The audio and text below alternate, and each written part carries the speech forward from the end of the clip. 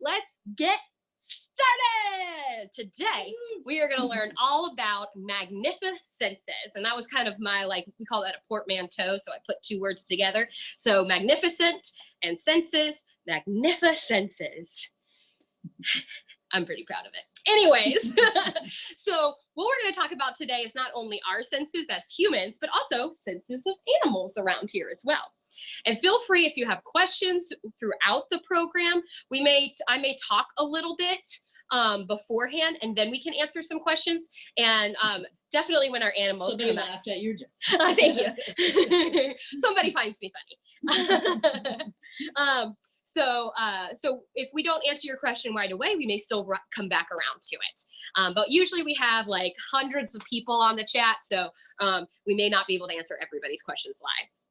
So let's talk about senses, right?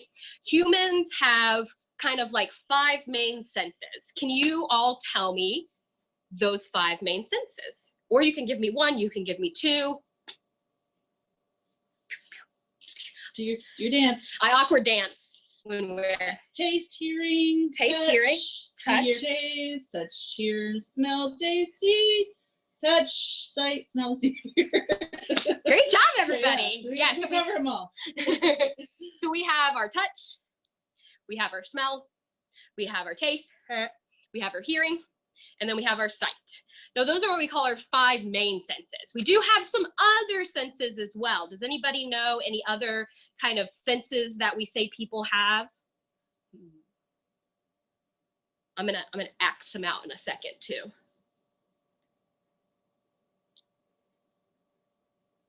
Sixth sense. We do get that a lot. But no, think about like, ooh, when you just need. You're like, ooh, it's been a couple hours. I really need to have some food because I feel my sense of balance. And we've got feelings, balance emotions, is one of intuition, hunger. Hunger. Yeah, that was what I was looking for. So hunger. Hunger. So just also like your thing of thirst and hunger. Those are also senses we have as well. And great job, whoever said balance. That is also a sense that people have. Our sense of balance. And that kind of goes with hearing and the fluid that's in your ears as well. So that's a little bit of multiple senses being used at once. But we're going to really focus on those 5 main senses today. And then we're going to talk about some cool ones that animals do or have.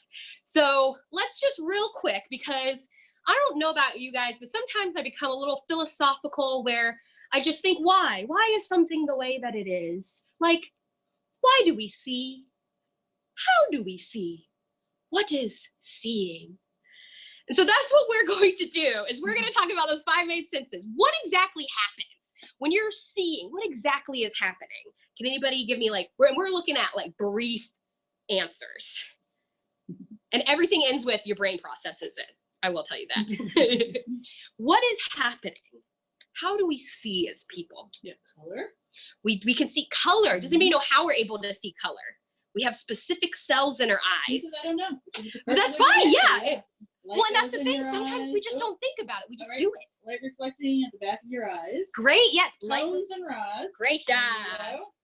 Who had that? That was Emily. Great job, Emily. Yeah, so we have these rods and we have these cones, and the way that the light is reflecting into our eyes is how we're able to see everything around us. Cones equal color. So C for cones, C for color. Great job. That's how I remember it. We have 3 colors. Does anybody know what color cones we have? It's a fun one. What are the 3 color cones that we have? So we see these 3 main colors, and then every other color in between is kind of a mix of those cones. Red, yellow, blue. Great guess. Red, green, blue. Yeah, it is red, green, and blue. So we do have those 2 primary colors, red and blue, but actually green as well. I would have thought yellow because it's also a primary color, but it's green. And then your rods actually help with the amount of light that's going into it. And you have your eyes opening and closing, allowing certain light to come in or to not be seen. And then your rods also can track motion. So light is really important for our eyes. And it's really important for people to be able to see because we spend a lot of time looking at things, just like you are seeing right here. Now, not everybody can see, but that doesn't mean that they may not process pictures in their head as well. So rods and cones, light going through our eyes. Great, we got vision down. How does one hear? How to hear? What is hearing? To hear or not to hear? To hear. Is that the question? Is the or not to hear? Can anybody tell me, how do we hear? Vibration. Great. Sound waves. Great job. Vibrations in the ear. Yeah, vibration. So sound is a vibration. It moves through something. It has to move through something. So when it's out here, it's moving through air. It's moving through water. And if it doesn't have what we call that medium to move through, then the vibrations don't move, which is why a lot of times people say you can't, if you yell in space, no one's going to hear you because there's nothing for those vibrations to really move through. So hearing those vibrations go in, funneled into our ears and into our eardrum. Great job. That eardrum is able to, from things that we know in the past, figure out what those sounds are. Great job. What about our sense of touch? How are we able to touch things and know what they are? Any guesses? Just in here. Got nerves, brain, nerves, skin. Yeah, so we have nerves and we have skin and little hairs on our skin. Everybody look at your skin. And I have really light hair on my skin, so sometimes I don't see it. But if you kind of look up into the light, you can usually see we do have that hair throughout our skin. On our fingers, though, we don't have hair, but we have lots of little receptors, is what we call them, that's able to process that in our brain. But that's also why if you're just kind of sitting there and then you suddenly feel something like skitter really lightly on your arm, you kind of go, whoa, because you feel that moving, those hairs moving. Great job. So we got sight, we got hearing, we got touch. What about? I apologize. I guess our quality is not so good. Our Wi-Fi is having issues. It's, yeah, we've been having a little bit. So why, maybe see if we can open that door. We're going to try to figure out some things. We used to not have any issues in this room, and now all of a sudden, the past 2 days, we've been having a couple of issues in this room. So please hang out with us. So we have our sense of smell. How does smell work? Nikki is now out in the hallway. I just have to say. I think it's not terrible, so that's good. Thank you. I'm glad it's not terrible. It is really hard with technology sometimes. So how do we smell? How does that work? I smell good. In the shower. No, I didn't. Any answers in the chat? Let's see. Here with the nose, molecules enter the nose. Yeah. Brain scent. Great job. Yeah. So there's little scent particles all throughout the air. And then when we breathe in, all those little hairs and receptors in our nose also are able to tell us from our previous experience what that is. Have you ever found yourself being like, what's that smell? It smells like blank. And that's because we may not know what that smell is, but we know something that smells similar to it. So a lot of times we sit there and we judge based on stuff that we've known before. And that's kind of the same thing with taste as well. So we have those taste buds that are able to give us a taste. And then a lot of times we're like, I don't know what this tastes like, but it tastes like something else I've already had before, because we kind of use those previous experiences to find out. Now, do you all know the types of taste buds we have, the different tastes that we can have, that we can taste? There's also five. What? Sour, great job. Salt, sweet. Sour, bitter. Salt, bitter, sweet. Spicy. Oh, somebody's got umami. Umami. Sweet, sour, umami, bitter, and savory. Great job. It is umami. So umami's kind of like savory. And one of the craziest things, because when I usually do this, I think, okay, spicy, right? Spicy is definitely a flavor. So spicy, anything that's spicy is one of those other tastes. And then it also excites your pain receptors at the exact same time. So you are literally, when you're eating spicy, putting yourself in pain. So that could be bitter pain, sweet pain, salty pain, or savory pain. But it's pretty crazy. So they don't consider it actually like a part of your taste bud. What are taste buds? Oh, great question. What are taste buds? I'm going to ask you all out there. What are taste buds? What are they and where are they? I could be really gross right now and get really close. Show me your taste buds. That's on the tongue. Basically, yeah. They are receptors on the tongue. Yes, great job. I hope you all enjoyed that. So these 5 main senses, they're a really cool sciencey way of us to be able to keep aware of our surrounding, but also we can use it to kind of enrich ourselves. Does anybody out there like video games or listening to music or smelling fresh baked cookies?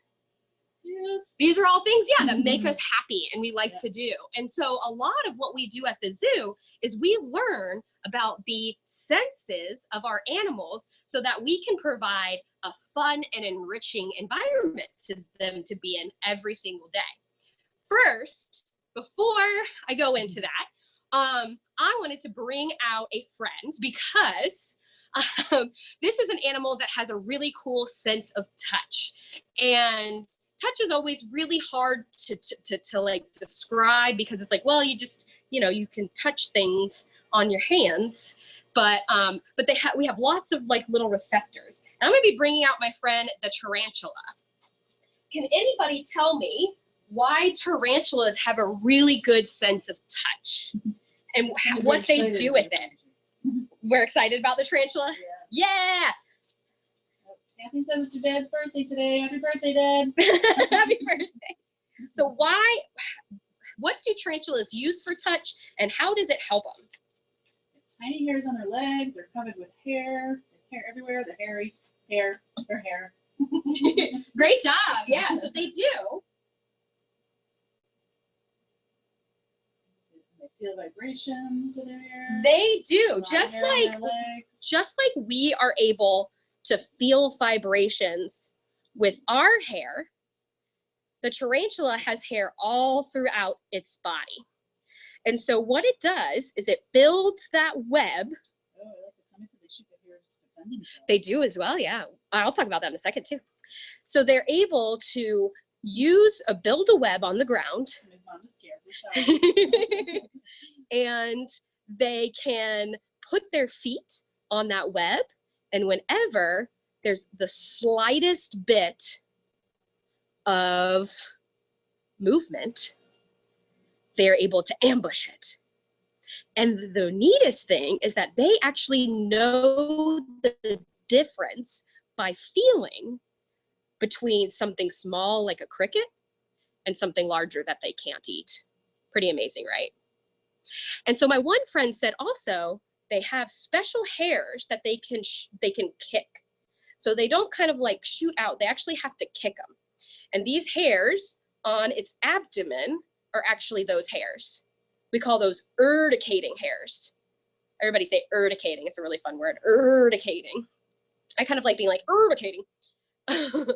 These urticating hairs, they're kind of like the word irritating. So they irritate.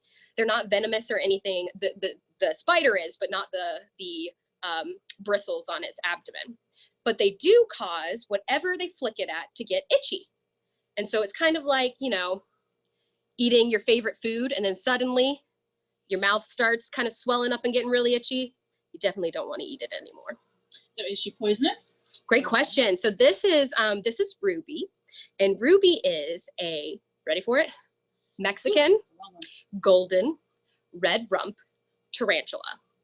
Now the reason she has like so many names is because in Mexico there are over 60 different species of tarantulas, so they had to be very specific. So she gets that name golden from her, that's called a cephalothorax, another fun word to say, but that just means like head body.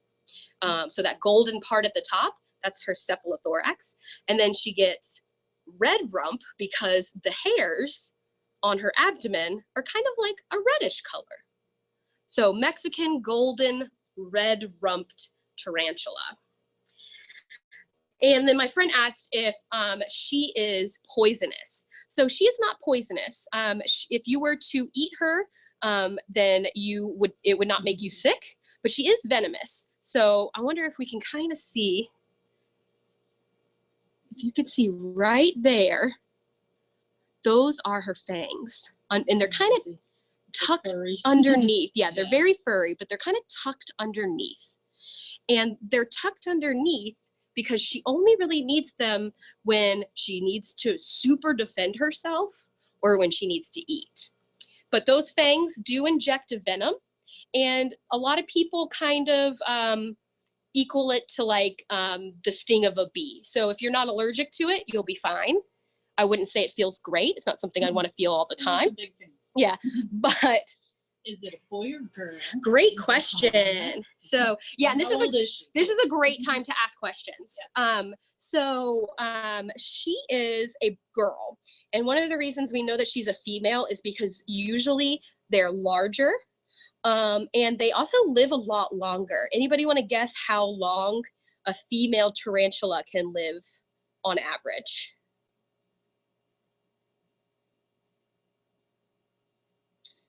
50, 100, 60 to 80, 10 years, 20, 56, 50, 100, 20, 58, 10, 23, 20. All over the gamut, right? All over 50. So 10, our friends that said 20 to 20, about 20 years old is going to be the age of a female. Now on the opposite side, how long do you think a male lives for?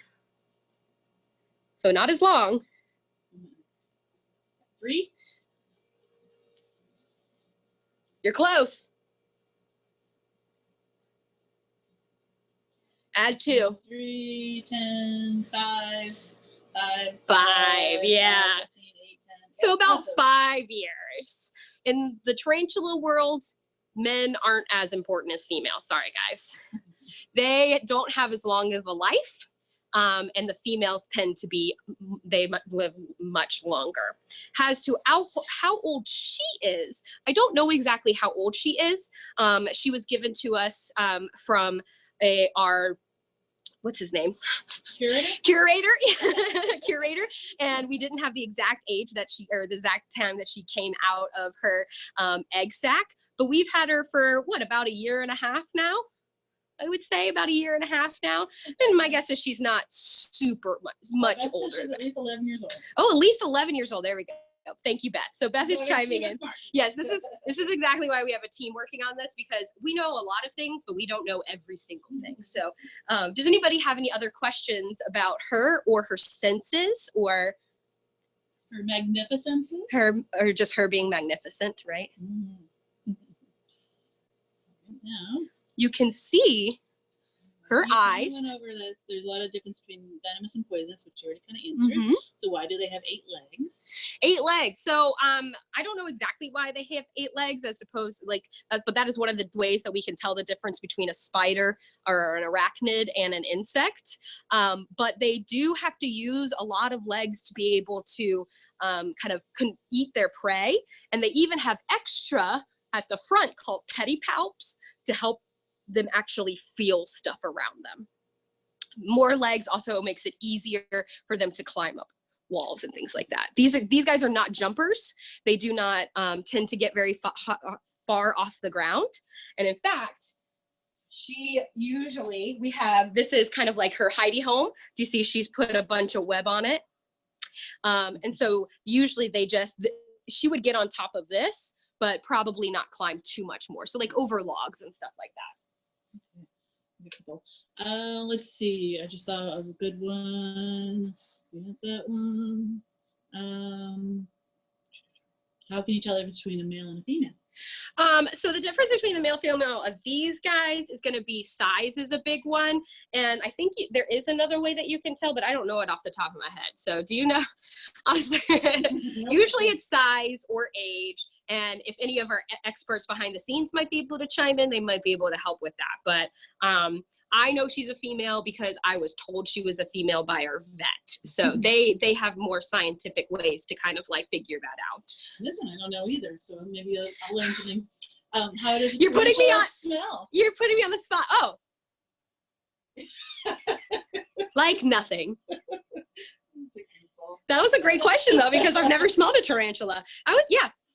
And see, here's the thing. I can do that because she feels comfortable in my hands. If she was just a random tarantula, she would probably kick her hairs at me. But since she is very comfortable and is handled by people, I mean, look how great she's being. Ruby's one of my favorites. I was able to get that close to her. She does have eyes. They're right on the top, so she can see me getting closer to her. All right. Do they have a sense of smell? But do they have a sense? Yes. Oh, how do they smell? Not how do I?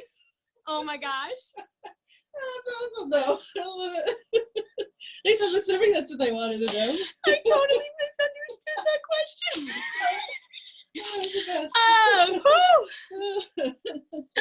Oh my gosh. Whoever that was, thanks for getting me to smell a tarantula. Their other senses are really what they use to be able to find their prey, that sense of touch, and then even sight. I do not know that much about their sense of smell, but it must not be enough that they use it to hunt or anything like that. So. And do they smell good? Yeah, they smell fine. Okay, good. You've answered every way you can interpret that question. Oh, that was good. I can't believe that happened. All right. Does a tarantula have a good sense of sight? So tarantulas can see. They can't see kind of like how we can see, how we're able to kind of move our eye, like the irises and the what's the thing? Our pupils. Thank you. So they are more able to see kind of like changes in shadows, and that helps them kind of see where they are in the world. As if it starts to get dark, chances are that something big is near them, or that they're going someplace that is like underground or anything like that. So I would say they definitely can see, but it's just not the way that we see. So another animal that has really great sense of touch is this animal right here. I wish I had this one in person, but does anybody know what this is? Do we have a good picture of it? I was laughing. You smell a tarantula for no reason. Thanks, guys. That's awesome. That's awesome. Let's see. We got a mole. Does anybody know what type of mole? It is a type of mole. Oh, what is this? Oh, what do we got?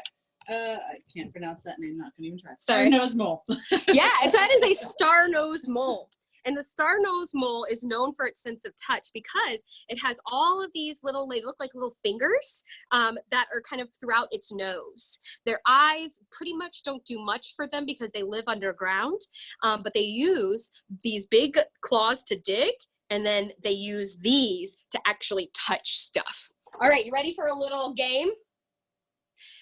All right, everybody. Wait, I gotta get my... A star-nosed mole can touch 12 different things in 1 second. And they can not only touch those 12 different things, they can process what each of those little things are. So what I'm gonna do, everybody put your hands up. I'm gonna go to 1 second on my stopwatch, and you're gonna see how many things you can touch and process what exactly they were, okay? Everybody ready? Go. Stop. How many things were you able to touch and process exactly what they were? Different things. One. One. I got two. I got some fast Jennifer. Oh, somebody said, Lisa said 7. Wow. Wow. Pretty amazing. Nice. So we, even at our best, it is still hard for us to touch that many things. So they have their nose things and they're constantly moving like this. But they have such sensitive touch that they can move like this in 1 second, say, nope, nope, nope, no food, and eat it. And because of that, they are known as the world's fastest eaters. From being able to touch to inside of their mouths, they are the world's fastest eaters. Pretty crazy, right? So the star-nosed mole. So those are a couple of animals that have like really cool touch. Now, does anybody know I want to talk about an animal. I only have one of these. Well, does anybody know what part of a butterfly's anatomy or body do they taste with? Ooh. Guessing. Antenna and feet. Antenna and feet? legs, antenna, feet, proboscis, Right. head, tongue, antenna, feet, tongue, straw, feelers. I'm not saying that one out loud. Antenna, toes, and feet. Great job. Okay. Yeah. So they actually, they use their proboscis to drink stuff. And that's kind of what you could consider their tongue or their mouth to be, but they actually taste with their feet. So just imagine you're walking along and literally everything you step on, you can taste. No, thank you. Has anybody stepped on anything gross before? Oh, that would be rough. But I mean, I guess wearing shoes, we would just listen, we would just smell or taste our shoes all the time.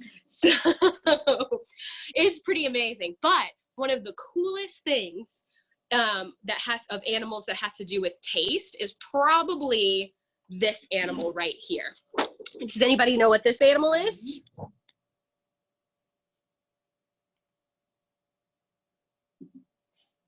Catfish. You get a catfish. Great job. That is a catfish. So Nice. where are the taste buds on a catfish? What do you think? Where are those taste buds? It does have taste buds. Where do you think they are? And sorry for me shaking You this. get whiskers. So they have these whiskers, right? Just the whiskers? Anywhere else? Hairs, antenna, whiskers, chin, eyes, all over it. All There you over go. it. So yeah, whiskers, chin, next to the eyes, all over its body. So the catfish is basically one giant tongue. It is known as the swimming tongue because of that, which is so gross to me. But what they can do is they can sit and lay at the bottom of the water, and then they can literally taste what is around them and know the difference between normal water and then the taste of their food, and then be able to go after it. They do also use those whiskers to touch, but that they also have taste on them as well. Pretty amazing, right? All right, what about, let's go with this fun animal right here. Does anybody know what replica skull this is? This is my plastic version of it. Does anybody know what this is? You see us an alligator? Great guess. That is what we get a lot. Dolphin, dinosaur, alligator, flamingo. We haven't said it yet. Yep, they got some. Oh, we did? Yep. Dolphin. Great job. Sorry, I didn't hear it. Dolphin. And those have said alligator. That's I a like this thing that said that is a really great guess, because when I look at this, it looks very similar to the shape of an alligator. One of the biggest differences is going to be this part right here that dips down. Now, what is usually on a dolphin right here, right by their like blowhole? Is it usually, does it dip like this, or does it kind of bump out like a forehead? Oh, he's got it. It says a melon. Melon, yeah. So Out. it bumps out, and you can call that a melon. We called it melon a lot for belugas because it's so big, and it's literally the size of a melon. They do, and that part that bumps out is not made out of bone. It's made out of fat. Oh, Does anybody that know? makes sense for echolocation. Great job. Yeah. So for echolocation, what sits right here is a big thing of acoustic fat, so they're able to hear and use echolocation. And dolphins have a fantastic sense of hearing. They do actually have pretty decent eyes as well. But think about this. If you are in wearing goggles and you're in the water, you can see what's around you only if the water itself is clear, right?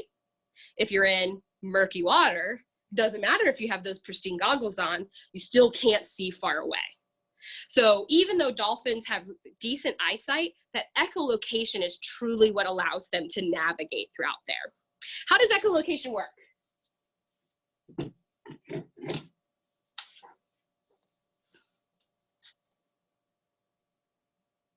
I know, kind of threw that out there, sorry. Oh, so send sound, Jesse says send sound waves at vibrator. Great job. Yeah, and we've talked about these in other programs too. So like this Sonar. is a great way. Fancy words. Sonar. So sonar is actually what we call it in humans. The human version of it that we create is called sonar. So echolocation is going to be your bats and your dolphins usually. And like you said, they send out those clicks and whistles or screams in bat cases, sorry, Wendy, into the environment. It bounces off what's in front of them, and then it goes back and they're able to process that. Now with dolphins, it actually goes back and into their jaw. They read it through their jaw.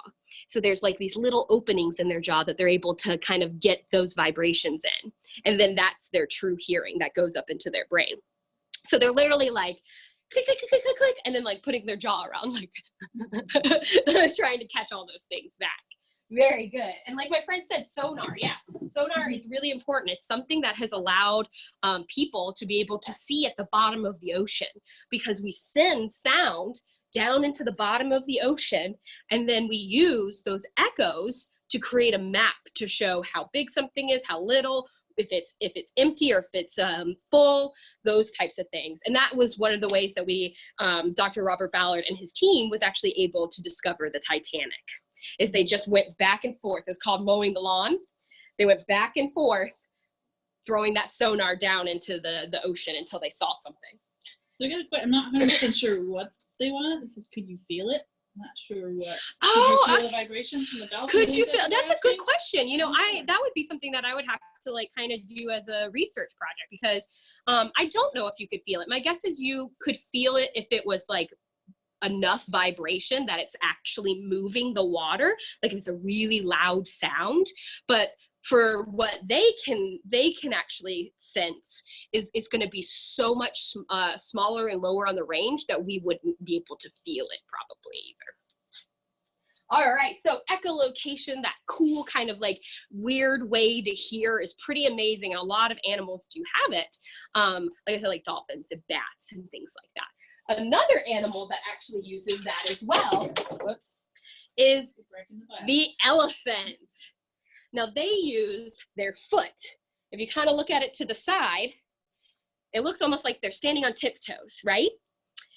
And they are in a sense, but the way their bones are, there's also that acoustic fat that just sits right here in their foot.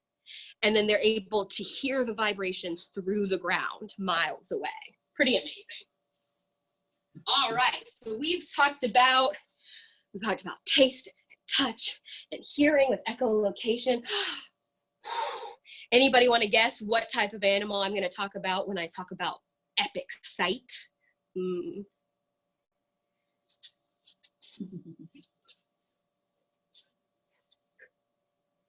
Owl, bear, owl, shark, owl, lion.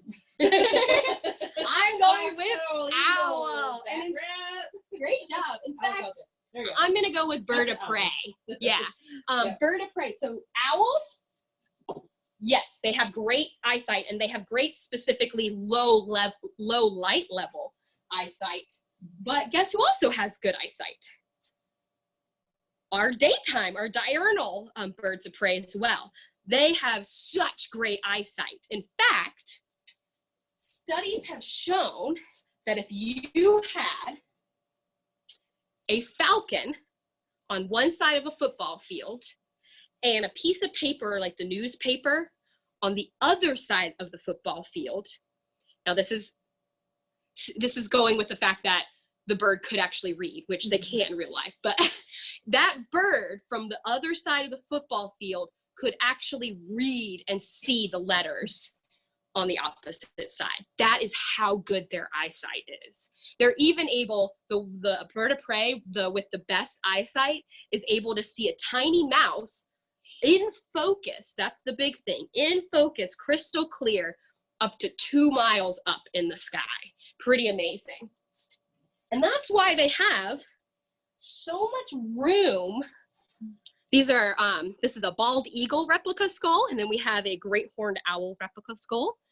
But that is why there's so much space dedicated on their skull to their eye. It takes up so much space. And also this part right here keeps their eyes in place. So they can't roll their eyes when they're being told to clean their room like we can. They have to keep their eyes straight ahead, which is why a lot of times they'll move their head around. Even with hawks, sometimes they'll move their head like this, and they'll kind of like, and that's them called triangulating. They're trying to figure out how far away something is by moving their head around. I thought it was just a funky dance. Oh, it looks like a funky dance. All right. If we, as humans, had the same size compared to our skull as birds of prey, this is how big our eyes would be. Ginormous. But we could see at night, right? But the added benefit, yes, is we could see from really far away. We could see clearly from really far away. And we could see much better at night as well. Pretty amazing, though. It's like the size of oranges, grapefruits. Hopefully they wouldn't be sticking outside or something. Yeah, that's true. Like the cartoon. They wouldn't look exactly like this. So birds of prey truly do. And they have, and birds also have the ability to see more colors than we can. Does anybody want to know, like, they have extra cones. What do cones see, everybody? Cones see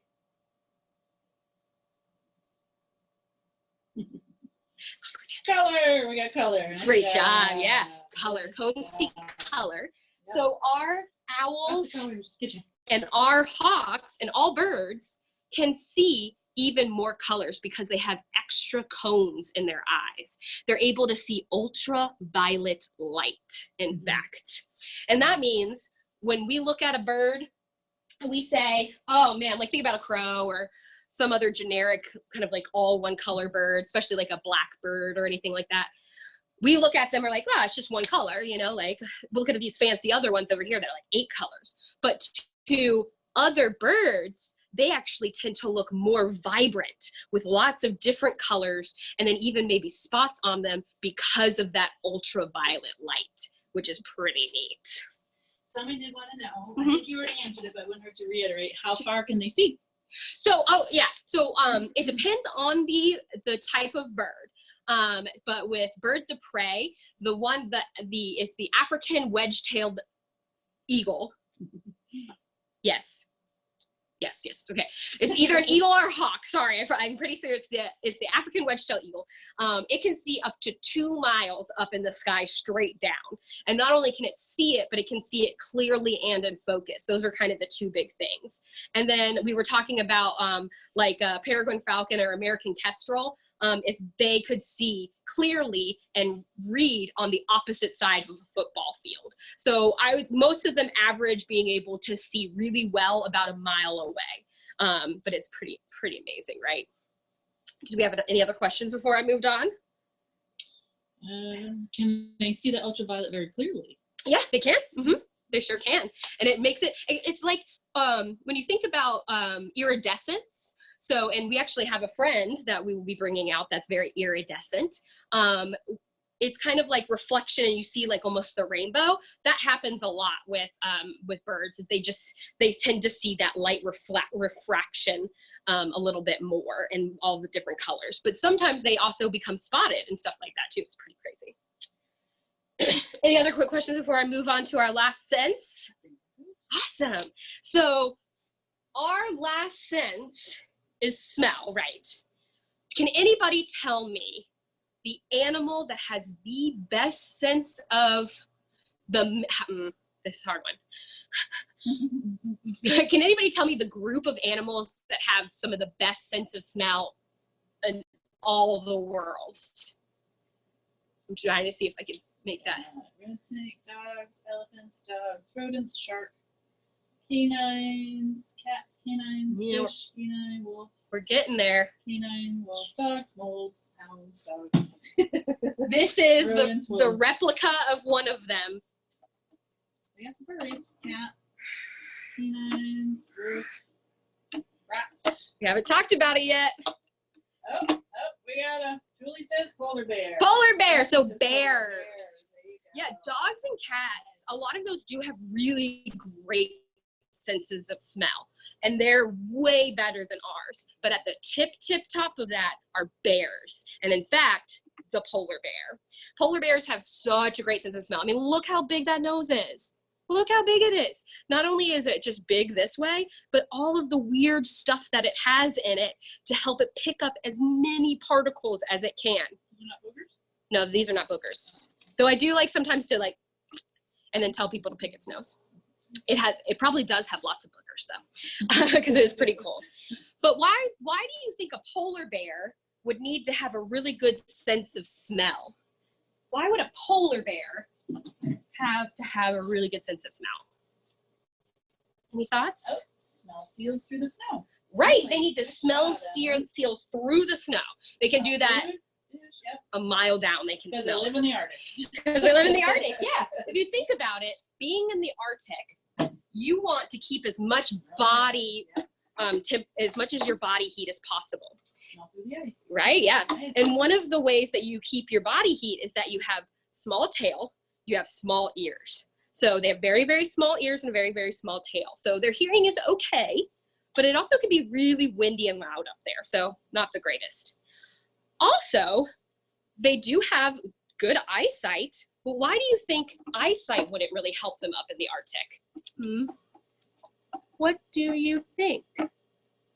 Why would my eyesight not be good for the Arctic? So white and bright. Yeah!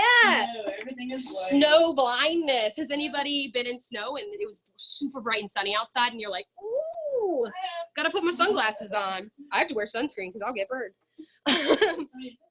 Yeah, there you go.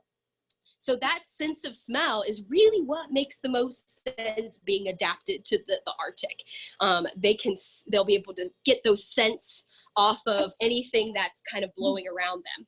One of the neatest things is, like we were saying, they can smell down into the ice for seals. They can smell across the ice pretty well.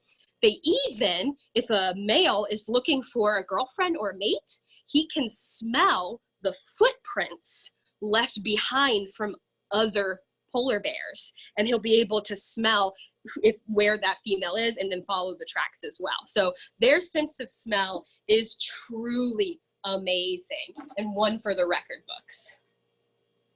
All right, friends. So we learned about like those major senses, but some animals have kind of some weird different senses. And I'm gonna bring out my friend, and we're gonna talk about some of the cool senses it has, okay? Let me know if there's any questions while I'm doing this, or if you need to answer them or anything. What animal has the best sense? Sense of what? Which sense? Yeah, I'm not sure. Which sense? They mean all around best senses? Oh, like, oh, that's Yeah. a hard one. I don't know the answer to that one. Yeah, like what animal has like the best sense of everything at once? Yeah. Oh, smell.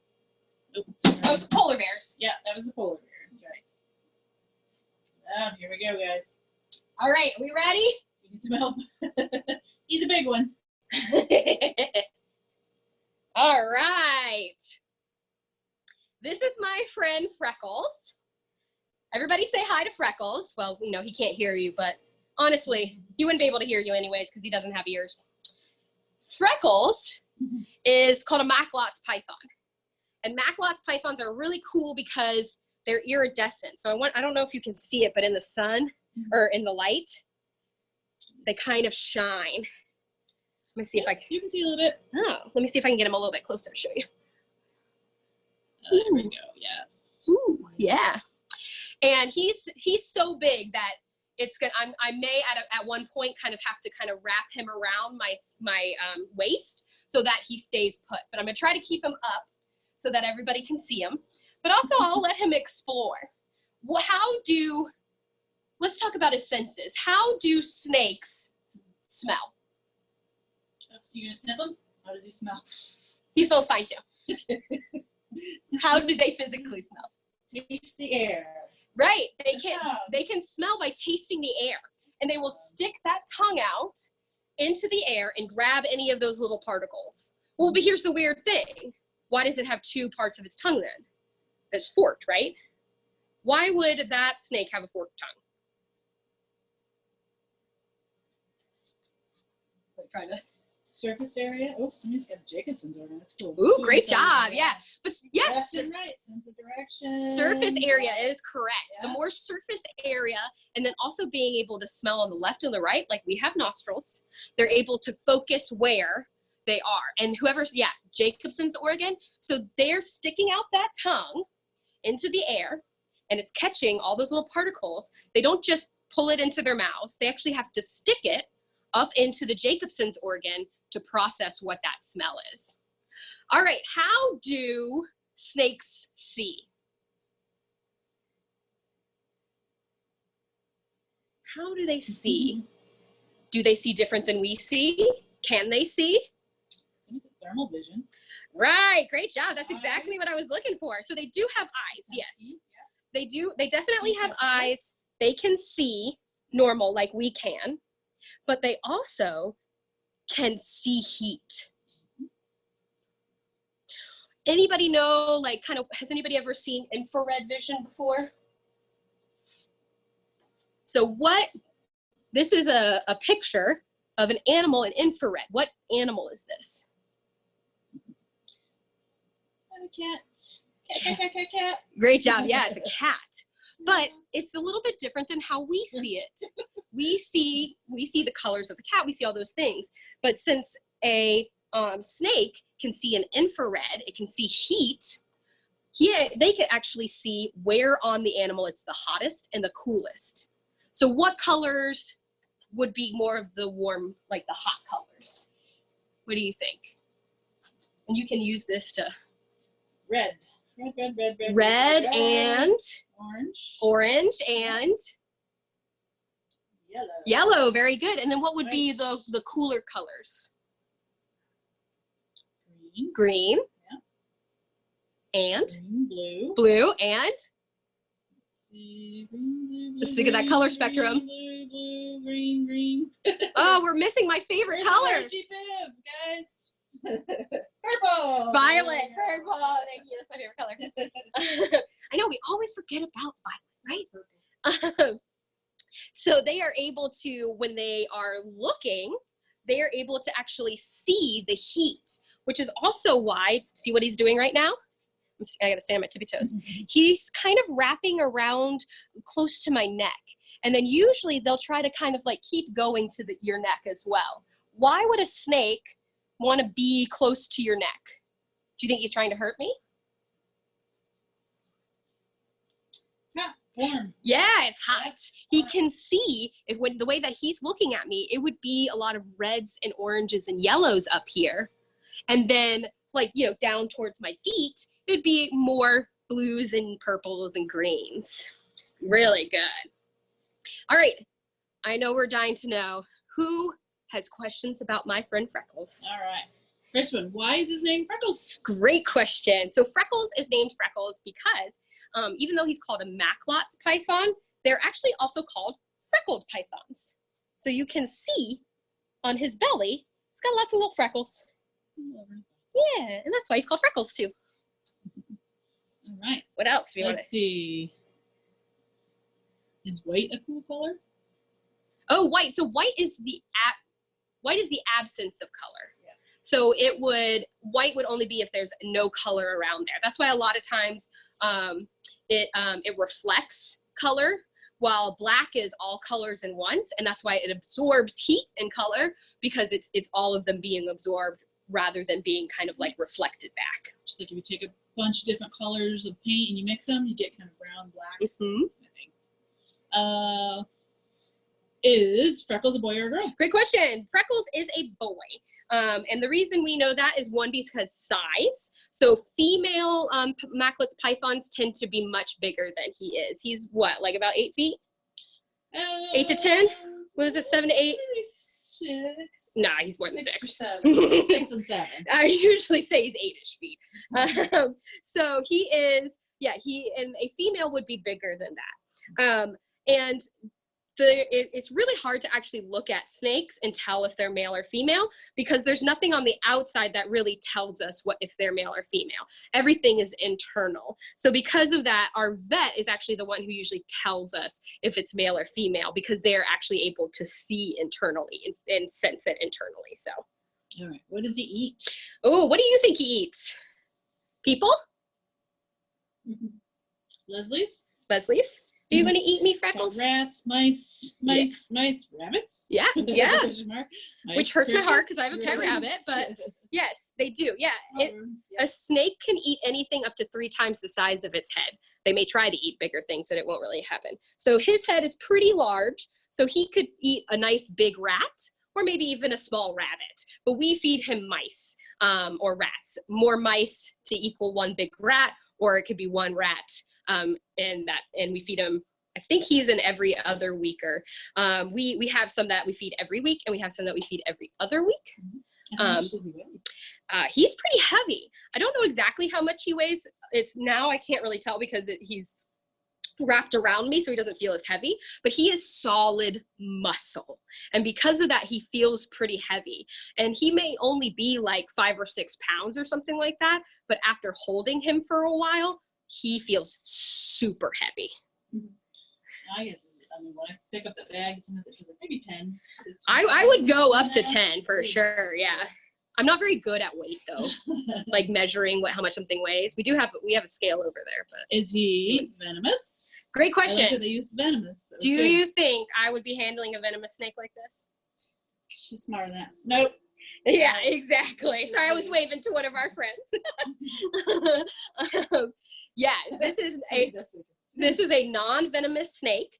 If we were handling a venomous snake, there's actually a bunch of protocols that we have to take to be able, and you're trained on it as well. And there's specific ways that you handle those types of snakes so that you can stay safe and then the animal can stay safe as well. So this is a non-venomous snake, and I never learned how to handle venomous snakes. So let's see, how long do they live? How long do they live? So snakes, on average, I usually say they can live to be like 20, 25 on average. They tend to not live as long when they live in their natural habitat because they don't have free health care and they have predators trying to eat them and things like that, or they can get hurt and not taken care of. But we here at the zoo have a snake that is in its late 20s. And some have been known to get into their 30s and even 40s. So they can live to be very long. Right. So between 11 and 13 pounds. He's 11. There you go. 11 and 13 pounds. Yeah. I'm really bad at measuring that. So I'm like, I don't know. It feels like blank, but I don't really know how much that feels. So. Let's see. What is his natural habitat? Great question. So his natural habitat, Macklot's pythons are found in kind of Indonesia and then northern Australia. So here's a funny story, and I don't know if Steve is answering questions, but if he is, I hope he gets a chuckle at this. So one day, me and one of my bosses, Steve, were talking about Macklot's python, and we were like, and I said, and they're from Indonesia, right? And he goes, well, I've always said that they're from northern Australia. And I was like, no, they're from Indonesia. And he's like, they're from Australia. And we looked it up, and they're from Indonesia to northern Australia, and we were both kind of like, well, we were both right. We had a fight and we were both correct. But their natural habitat is jungles. They do spend some time in water, which is why they kind of have that iridescent sheen to them, so that they look almost like water slicks. And that's also why they're kind of this greenish color to blend in with their surrounding. They're what we call counter shaded, so the bottom is lighter than the top, because they live in trees. And when you're in a tree, there's things above you and there's things below you. So if you're in that tree and something is looking up, it's looking at the lighter color of the snake, and so it blends in more with the sky. If something's above it and looking down, then it is darker and it looks more like the ground below it. So that's counter shading. Do we have any quick questions before I? All right, last one. Great. Let's see. Does he have fangs? So he doesn't have fangs in the sense like venomous snakes have those really long fangs, but he sure does have teeth. And the bigger they are, the bigger those teeth are. So this would be from a really big python, but they have nice long sharp teeth, but he doesn't necessarily have fangs. And one actual other interesting thing is that a lot of times people say that they can tell if a snake is venomous by looking at its eyes, because venomous snakes have cat-like eyes while non-venomous tend to have more like big pupil or dark eyes. And the Macklot's python is one of those that they actually do also have cat eyes, and they are non-venomous. So it's kind of interesting to kind of see that, be like, oh, they're one of those exceptions. No, they don't have to follow our rules. So like I was saying, it's really important that here at the zoo, we learn about our animal senses, and we spend a lot of time researching them so that we can provide healthy environments for them, so that they can use touch, they can use smell, they can use all of those senses to kind of keep their brain stimulated on a day-to-day basis. So we at the zoo do something called enrichment, and we can use the senses of the animals to provide different types of enrichment. So say we have an animal that has a really good sense of smell. We may put some sort of extract on something so that it can smell it. And some of our animals love certain smells, like our lions really enjoy certain cologne, and then some other animals, like our skunk really enjoys like oranges. If they have a really good, if they have a really good sense of smell, we can move things and hide them throughout their habitat, so they have to use that hunting instinct or that foraging instinct, and so they can forage or hunt throughout their habitat as well. And behind me have this pretty cool thing. This is actually a piece of enrichment. Does anybody want to guess what animal this came from? This was actually in one of our animals' habitats, and it used to play with it and use it for enrichment. Any guesses? Lion, bear, lion, monkey, gorilla. How about this?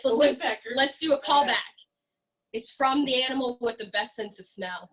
Ooh. Oh, polar bear. Polar bear. Yeah. So this is actually a giant kind of like jug, not a jug, but like a large toy or enrichment item that our animal can use to touch, to push around, to move, to kind of keep, to play with, in a sense. Like we have our enrichment, playing video games, listening to music, reading books, things like that. Mine is hanging out and listening to things in nature.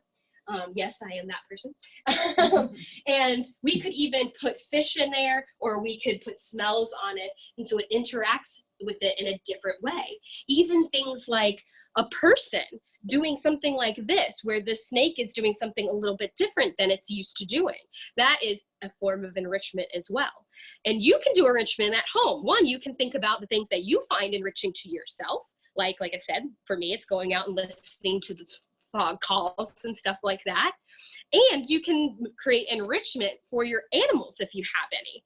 You can make things called puzzle feeders, where you put boxes and boxes and then food in those boxes, so that your animal has to use its sense of, or its instinct to hunt or to forage and then find the food in it. And if you do that, just make sure the things that you use is stuff that won't hurt the animal. Things like cardboard boxes or paper bags. Those are all really good things to use. So you can even reuse some of the things that you have in your household and not put them in the trash, and reuse them for enrichment. And we do that a lot here as well.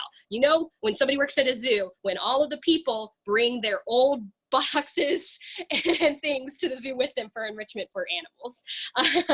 So it is a really cool way to get to learn about your animal, or learn about the animals you take care of, and how to provide them the best welfare or the best care that you can give them, all based on their senses and the enrichment you can provide. Does anybody have any last questions before I let you all go? Beth wants to ask this one. How would you do that for a dog? Great. So I'm going to throw that question to everybody then. How do you think you could provide enrichment for a dog? What senses are really good on dogs?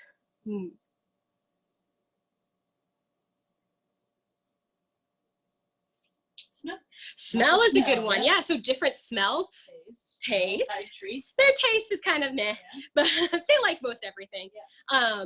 What about their sense of hearing? Yeah, hearing. You could play music for them. We actually do that for some of our animals as well. We'll put on the radio and let them listen to things as well, and they can listen to what's on the radio. Smell when the wind is blowing. So when the wind is blowing. Play hide and go seek. Yeah. Hide and seek. And like even things with snakes, since they have that good sense of smell, but putting new branches in their habitat or changing certain substrates that they're on, those are all great ways that they can touch new things as well.